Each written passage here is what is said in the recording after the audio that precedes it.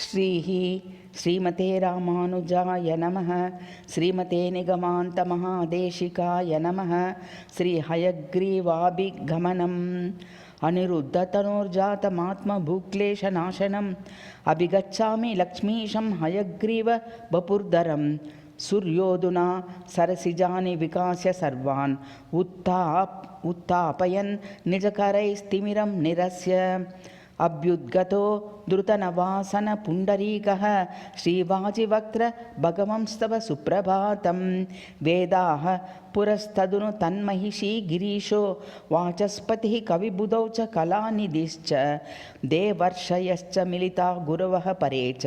श्रीवाजिवक्त्र भगवंस्तव सुप्रभातम् अन्वेषणाय मधुकैटभयोः समुद्रे वेदाह्यतेश्च कृत आदृत सम्प्रचारौ ब्रह्मादिभक्तजनशीर्ष परिक्रियाहो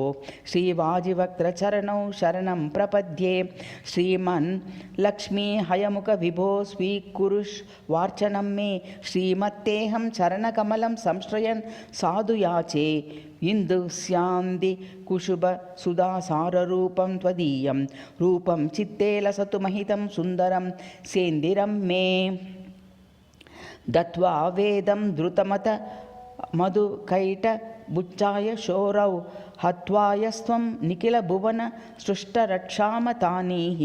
श्रीमन्लक्ष्मी हयमुख विदेह्यद्भुतं तत्त्वबोधं क्षोभे प्राप्ता च बहुविधे प्रत्युतिर्यस्य न स्यात् यं त्वं लक्ष्मी हयमुखपुरा स्वर्गिणां कामकामैः आराध्य त्वं फलमपि दिशन् वेदतत्त्वार्थमन्यम् तेभ्यो वोचः सकलवचसामुत्तमे ते पुमर्ते सर्वान्तस्ते त्वयि भवतु मे पारमायिकान्यनिष्ठा नानाब्रह्मेन्द्रियपरवशं वानरप्रायमेतत् चित्तं ध्यानं कथमे ततो वाजिवक्त्रप्रसन्नः स्वच्छस्वादु प्रगुणसुभग व्योमगङ्गाप्रवाह स्फीतोत्कर्षं हयमुखवचनः सन्तनु श्रेष्ठतीर्थम् वैराग्यदौ विहितमनसां नैव देवान्तरार्चा मा भूदेशा क्वचिदनुमते सत्समुद्यादिकेऽपि त्वय्यभ्यार्तं भवति यदिदं श्रीहयग्रीव तस्मिन् निष्ठाभङ्गक्षपणनिपुणस्त्वं हिते चोदयेर्मां सत्यं सत्यप्रभृतिसुहितं पुष्पमाध्यात्मिकं यत् तेनैवार्चा तव हयमुख श्रीपते पूर्णतृप्त्यै यावत् रक्ष्यं भवति गृहिणो देहवत् दारपुत्रा देतत्यागे ध्वगमिति धिया तत्र युक्ते नियुङ्क्ष कैङ्कर्यं यत्तुरगवदन तत्त्वदीयप्रसत्यै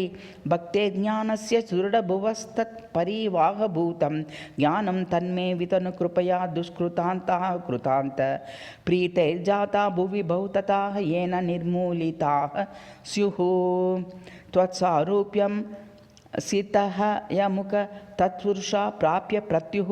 जिह्नावासा जयति चतुरास्यश्च स त्वत्कृपातः पौत्रः शम्भुर्गिरिवरपतिर्दक्षिणामूर्तिरेवं सर्वज्ञो वोत् मयि च निखिलो बन्धुरेवं प्रसीद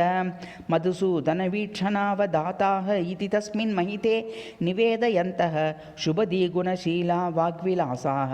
सुखिनः स्युः स्वकरस्थपुरुषार्थाः आर्चायान् अयमिह रङ्गलक्ष्यामख्यान् अन्यान्नप्युनिदिवसं गतिं भजामि कारुण्यप्रसरणशीतभव्यरूपाः क्षेमेप्सो मयि निपतन्तु तत्तदीक्षाः वेगेन श्रितजनमादरेण सर्वाः नेतुं यस्तु रगमुखो बभूव विद्याः देवं तं दलितविपक्षमात्मपक्षे सत्पक्षं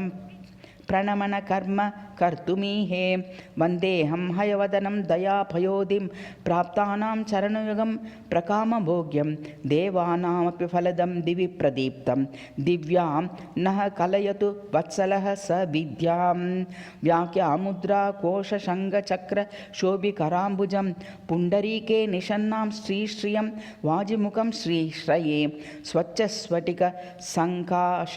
पुण्डरीकपरिष्कृतिः तुरङ्गवदनः श्रीमान् श्रेयसे भूयसेस्तु नः श्रीमन्वेङ्कटशैलनाथ कृपया प्रज्ञास मासादन श्रद्धा संस्कृतचेतसः सहृदयान् नेतुं त्वदिष्टं भवान् आकष्टं तुरगायते प्रतयिता वैगस्य विश्रानने तादृशं कलये भवन्तमनिशं लिप्सुस्तदेव स्वयं हयवदननयन नलिन प्रसारि करुणाकटाक्षमालाभिः अङ्गीकृतो यथास्यां तथा कृपां वेङ्कटेशमयि दत्स्व अनवधि करुणसिन्धो बन्धो मादृक्दीनलोकानाम् अम्बुजलोचनकान्तश्रियस्तु रङ्गास्य ते पदं शरणं कंवितार्किकभूयिष्ठे सदसि प्रतितेऽपि से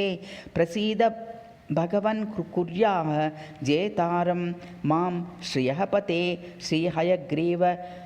पाभिगमनं समाप्तम्।